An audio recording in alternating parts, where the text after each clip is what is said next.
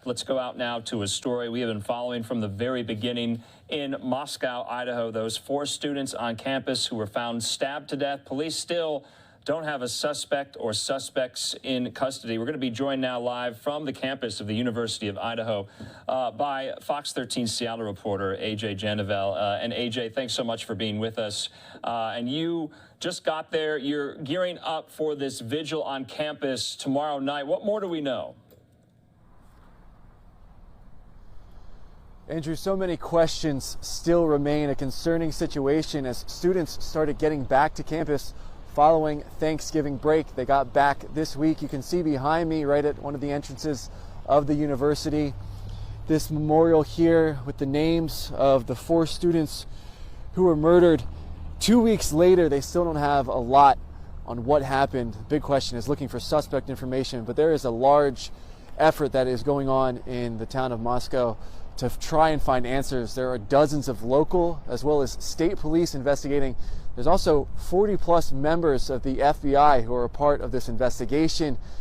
But as those students make their way back this week, and the people who live in this community are still waiting for answers, there are a lot of questions that do remain.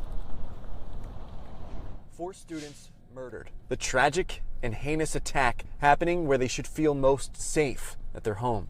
The deadly home invasion happening sometime in the early morning of Sunday, November 13th. This map breaking down the timeline and locations of key events, police say. Investigators saying the attacker stabbed the young adults to death, likely while they slept. However, autopsy data shows some of the victims had defensive wounds. 21-year-old Kaylee Conclaves, 21-year-old Madison Mogan, 20-year-old Xana Kernodle, and 20-year-old Ethan Chapin, a young man from our area in Skagit County, were killed. Fox 13 News hearing from Chapin's mom earlier this month. Ethan Chapin, one of the most incredible people you'll ever know. More than 2 weeks out with no weapon and no named suspect, Moscow police continue the investigation. This crime and the loss of these young lives is just simply beyond comprehension. State police and the FBI are now working alongside the local department. 488 tips have been submitted to the FBI, according to the Moscow Police Department.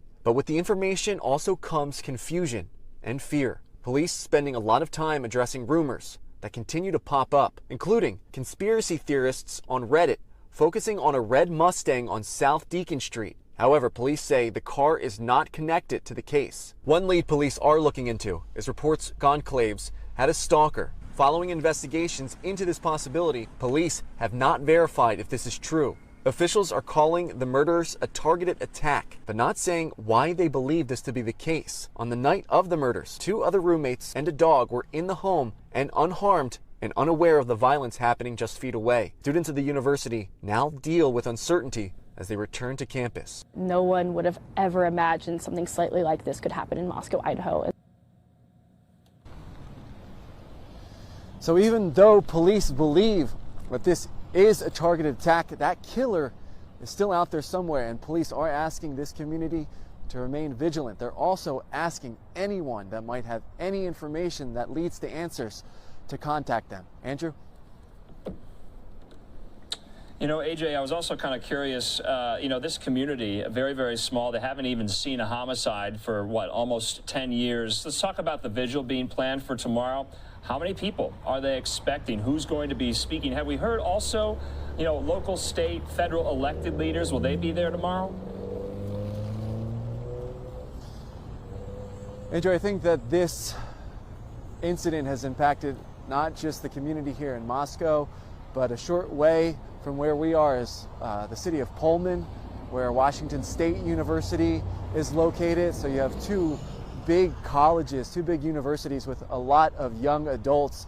What happened here is a terrifying situation. We've heard from so many leaders through so many different departments, law enforcement, city leaders over the last few weeks, just speaking about how heartbreaking this situation is, how terrifying this situation is. You have a campus here with more than 10,000 students. I think that you can expect a large turnout tomorrow, especially with what we've already seen and heard and the effects that this tragic incident has had on so many people. Andrew? AJ, just last question for you. You were based in Seattle. It's some 300 miles away, but it just shows how much this story has affected not only Idaho, but Washington State in particular. Why?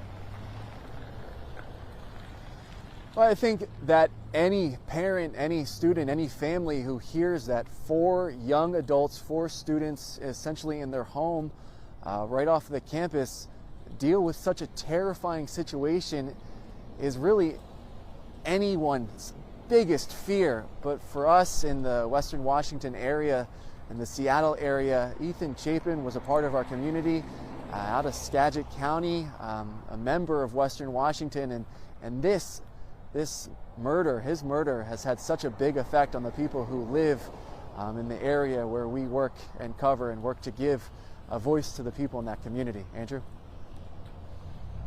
All right, we do thank AJ Jabno there outside of the University of Idaho campus. We're going to continue with this story right now as well, because we want to head out to outside of the Moscow Police Department. That's where we find Fox News multimedia reporter Ashley Soriano. We spoke to her earlier today. Let's check in with her yet again. I know it's cold out there, Ashley, but this vigil is going to be held tomorrow night. What more, though, are police saying? They've had to kind of swat down some of these rumors about their investigation. Give us a sense.